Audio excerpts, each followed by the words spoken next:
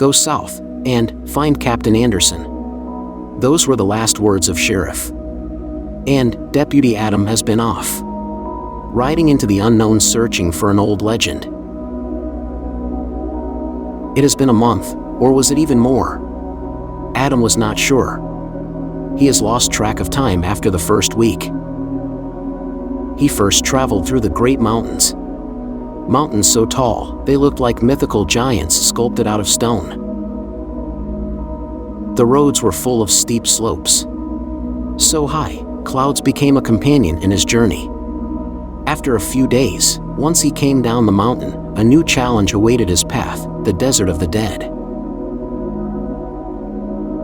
There were animals in the mountains which he hunted for food. There were waterfalls from where he drank. In the desert, there were neither. Adam was famished and parched. Days were long, he felt the burn from the scorching sun.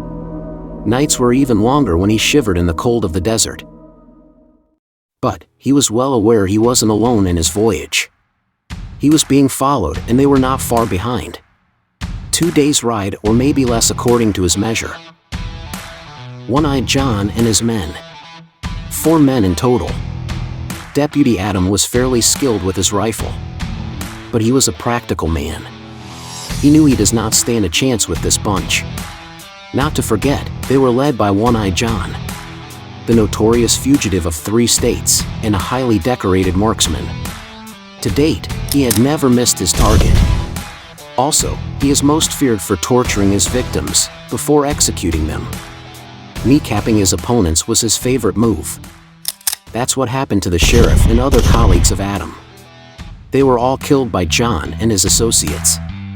Deputy Adam was visiting another town on cattle business. When he came back, all the other officers were dead and the sheriff was taking his last breath. 2 bullets in both knees and a bullet in his stomach. He was bleeding out.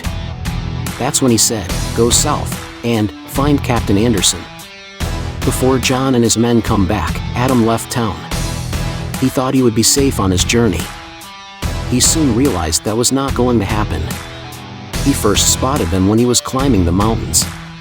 John and his men were far down below. But when he used his field glass to check on them, it became clear they were tracking him. Since then, it was not a search anymore, it became a chase. So it does not matter how difficult his path becomes, Adam knows he cannot stop. He had to find the captain. Captain Anderson.